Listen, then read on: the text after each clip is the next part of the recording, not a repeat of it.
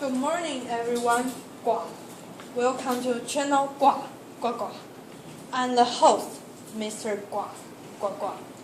And today we have two special guests, Gua, Mr. Gargamel and Arial. Gua.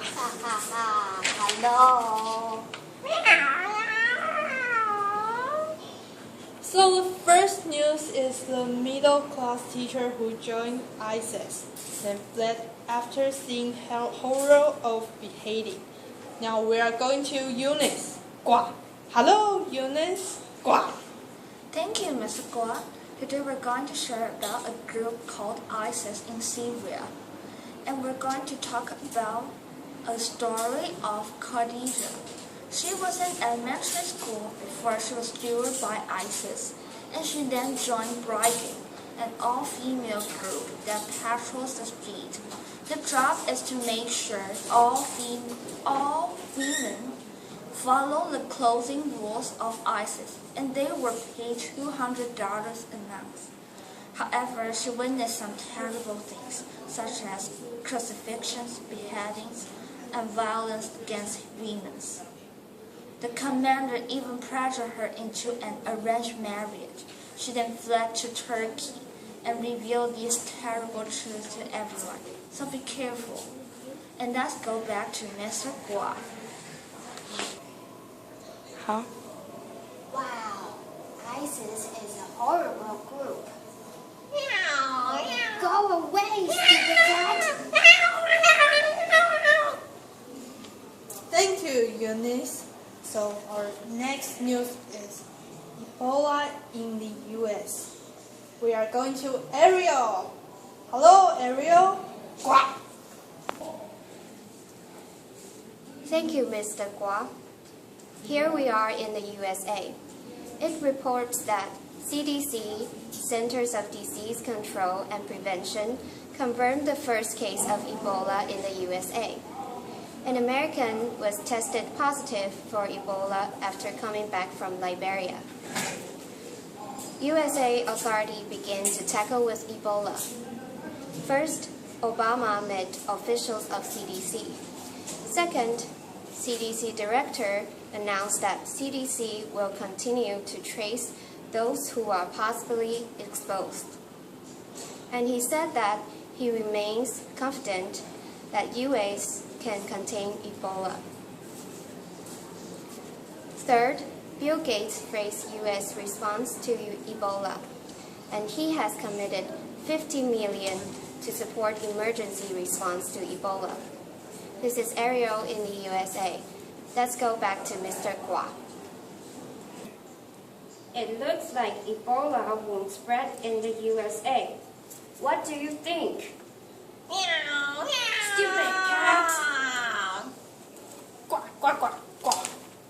Okay, thanks, Ariel.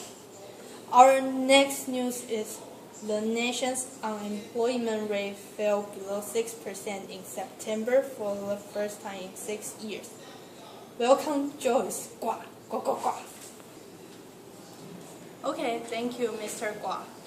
Today I'm going to share news. It's about the unemployment rate. The rate came in at 5.9%. It's 5.9, lower than 6%.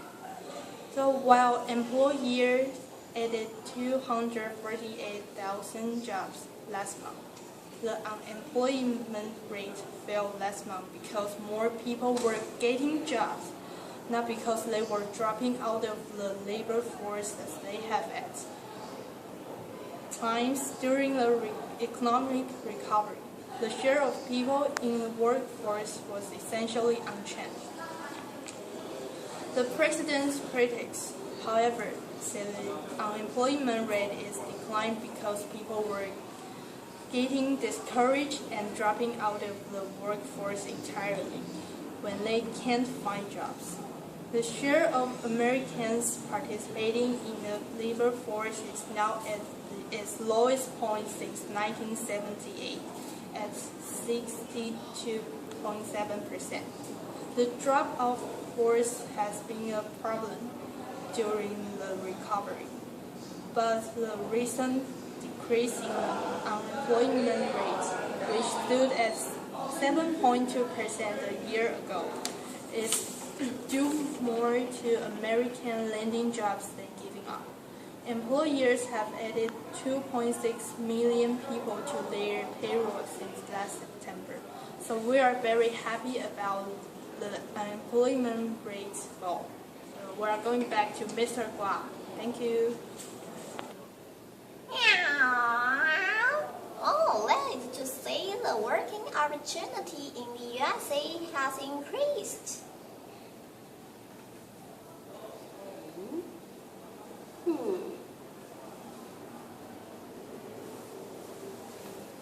Okay, Gua. Thank you, Joyce. Now we'll welcome the next news. Hands-free phone calls are distracting too. Welcome, Sandy. Gua. Thank you, Mr. Gua. If you think making hands-free calls while driving makes you safer, think again. A new study released Tuesday found that while most people believe hands-free systems are safe to use, while driving actually extremely distracting. The research by AAA found that voice-activated technology like many automakers' safety features can cause potential unsafe driver directions. The group called on developers and manufacture these systems less complicated, more accurate, and generally easier to use. Bob Darbonnet, Chief Executive Officer of AAA, said drivers can overlook stop signs, pedestrians, and other cars' voice technologies because their minds are not fully on the road ahead. Hands-free systems now come standard in most new cars, giving drivers the ability to use voice-activated technology codes, send text message, change radio station, and also adjust the climate control. Let's go back to Mr. Gua. My cat does that every time, but she never gets in trouble.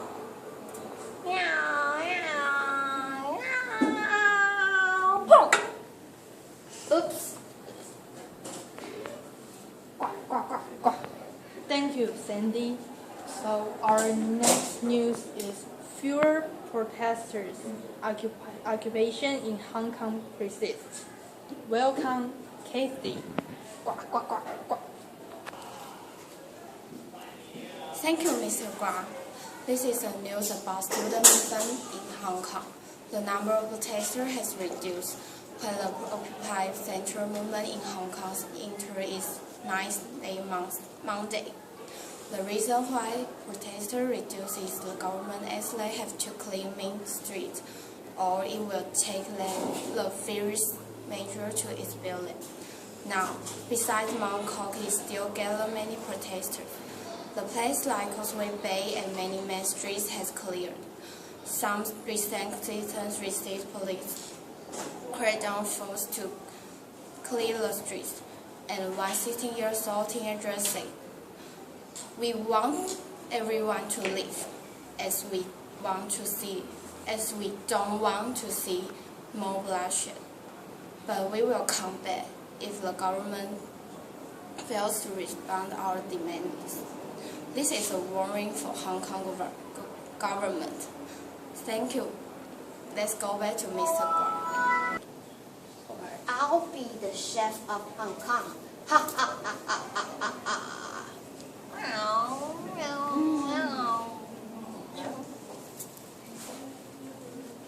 Gua. Thank you, Cathy, and thank you, our special guests. And thank you for your watching. These are today's news. See you. Bye bye.